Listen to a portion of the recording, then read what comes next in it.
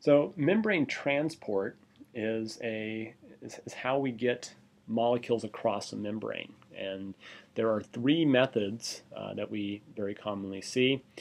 For small hydrophobic molecules, usually we have simple diffusion. They simply move with their concentration gradient directly across the membrane. For molecules that are polar in nature, we usually have to use facilitated diffusion, which is basically movement with a concentration gradient, but with some help from some sort of carrier protein or transporter across the membrane. And then finally we have active transport, and this is for movement of molecules against a concentration gradient. And under active transport there's primary and secondary active transport, which I will elaborate on in a little while. But if we look at simple diffusion, basically simply controlled by equilibrium. So here we have a system where obviously the concentration on side 1 is greater than the concentration on side 2. So slowly these molecules will move through the membrane to get to side 2 until the equilibrium becomes, or until the concentration comes to equilibrium. Then movement will stop.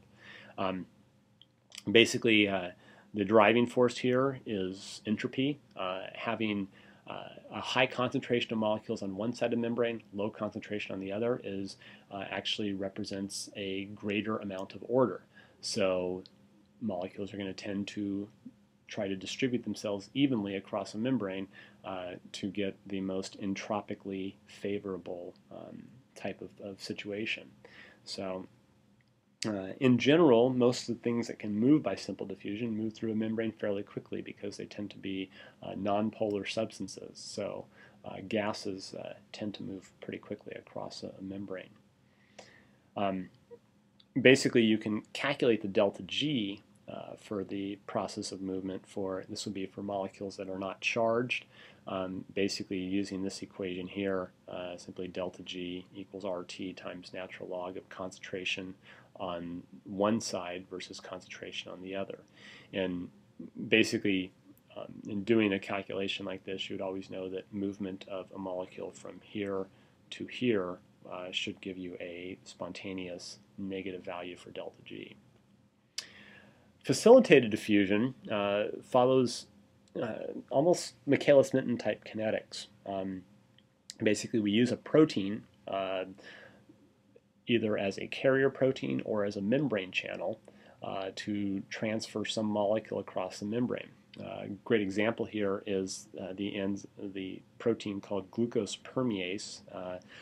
This is a protein that when insulin indicates that there's a lot of blood glucose available, insulin will cause the recruitment of glucose permease to the cell membrane. And essentially what glucose permease does is it operates to try to equilibrate the concentration of glucose that's present in the blood with the concentration that is present inside a cell. And what we see with a protein such as glucose permease is that at low concentrations of the molecule being transferred across the membrane, we see that as the concentration increases, the rate increases fairly drastically. But ultimately, we start to see saturation kinetics out here, where despite the fact that we might have still more more glucose in the bloodstream, we don't see any increase in the rate of transfer simply because that protein, the glucose permease, is now going to be saturated with glucose. So basically, this is very similar to the Michaelis-Menten kinetics we saw with enzyme kinetics, basically showing that any protein, when you're trying to get a small molecule to bind to it, is going to show saturation, and there's only so much, there's only a limited amount of protein, even if, despite adding very large amounts of the molecule to be transferred, there is going to be a limited speed to which that can occur. Now, in general, the channels that cross membranes, as well as something like glucose permease, is going to have some sort of regulation over when it's closed and when it's open. Glucose permease is largely controlled by it's only present on the membrane when glucose is present in the bloodstream. But basically, we can control whether or not something is allowed to transfer a molecule across the membrane by a voltage regulation or possibly a chemical regulation, where with the chemical regulation, some molecule has to bind to the channel to allow it to open. Voltage regulation would be that only under conditions when the voltage potential across the membrane hits a certain threshold will that protein open and allow things to move through. With a carrier protein, we see a protein that can move freely through the membrane, picks up a molecule on one side and delivers it to the other side of the membrane. So with active transport, we're looking at something that's working against a concentration gradient. It requires energy input, generally in the form of ATP. And in general, ATP hydrolysis is coupled to the movement of certain molecules across the membrane, so generally against their concentration gradient. So with active transport, probably one of the best known examples of active transport is the sodium-potassium ion pump. What we see is that with the sodium-potassium ion pump, sodium ions are moved from the inside of the membrane to the outside because the concentration of sodium ions is greater outside the membrane than it is inside. So sodium ions are basically being moved against their concentration gradient. And what happens is here we have our sodium ions enter the ion pump, and basically at this point ATP is going to be used as a source of energy. That's going to allow for a change in conformation. Once we phosphorylate the pump, we change the conformation such that the sodium is now going to be expelled to the outside of the membrane. And then to reset the pump, basically potassium ions are going to bind down here. Once potassium ions have bound, the outside portion closes, inside portion opens, but that opening of the inside occurs with the hydrolysis of the phosphate off of the molecule. So we end up with using one equivalent of ATP, but what we get is the movement of 3 sodium ions from inside to outside, movement of 2 potassiums from outside to inside. And generally, under normal conditions, the sodium concentration on the outside is higher than inside, potassium concentration on the inside is higher than outside. So now we've essentially set up a sodium gradient and a potassium gradient that we can actually use to do some work.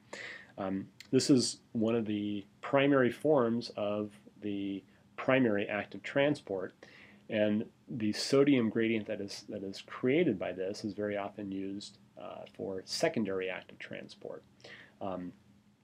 Secondary active transport basically uses a gradient from one substance to transport another. So we already saw how the sodium potassium pump worked to basically get sodium on the outside to increase the concentration of sodium outside the membrane, while also increasing the potassium concentration inside.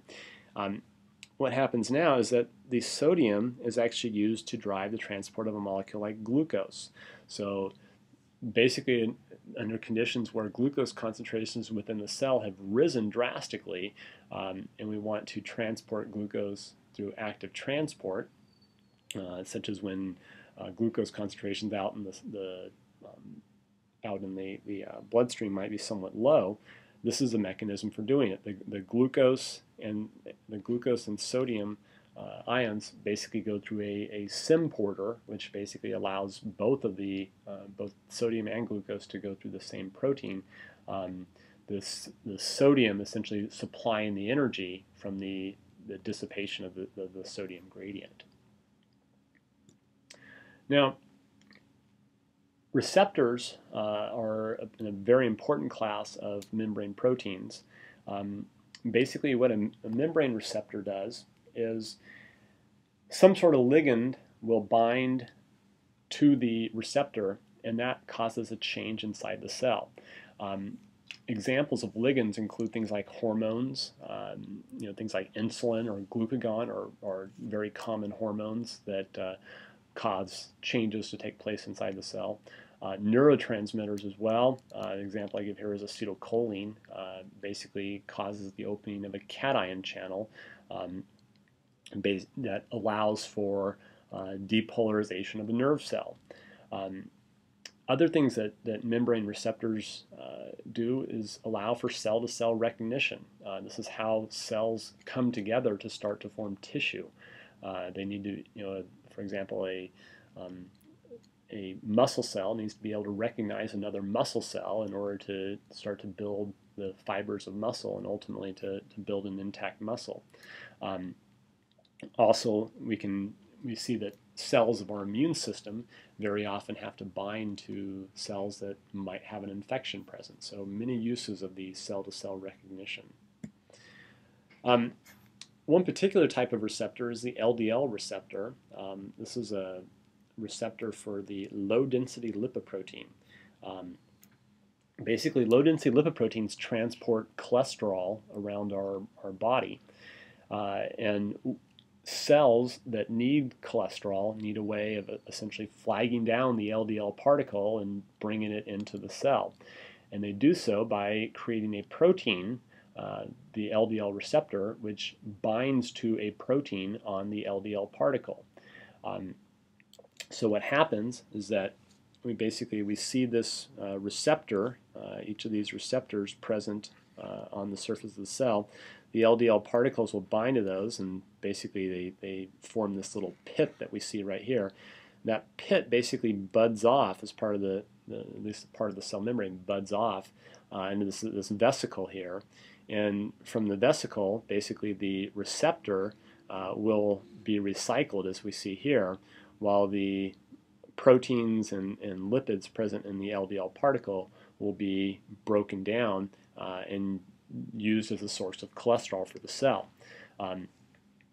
Basically, the recycling of the receptor only occurs as long as cholesterol levels in the cell are low enough that cholesterol is still needed. Once cholesterol reaches a certain level within the cell, we see that the LDL receptor, the production of it gets inhibited, and the receptors that are sitting in these vesicles are not allowed to return to the cell membrane. So that's kind of the regulation over the the ability to transport cholesterol into the cell. Genetic defects in the LDL receptor can cause a condition known as familial hypercholesterolemia. This is where we see extremely high levels of cholesterol, typically healthy levels of cholesterol around 200 milligrams per deciliter. Serum cholesterol levels that go over 300 milligrams per deciliter are actually very common with familial hypercholesterolemia. And one of the problems with this is that the LDL receptor does not recognize the LDL particle. So what happens is that the LDLs remain circulating in the bloodstream much longer than they should, and as a result, these individuals end up with the development of what are largely known as arterial plaques. Can ultimately lead to heart attack, stroke, other things that we normally associate with prolonged levels of high cholesterol levels in the body. We can look further at for the LDL receptor defects. If somebody is a heterozygous, meaning they have one good copy and one bad copy of the LDL receptor, generally they'll have about half of the LDL receptors that they should have. This will still cause a problem, but it won't be quite as bad as those who are homozygous recessive, who have a complete lack of functional LDL receptors. Those individuals very often have cholesterol levels upwards of 600-700 milligrams per deciliter, and generally have a relatively short lifespan as a result of that.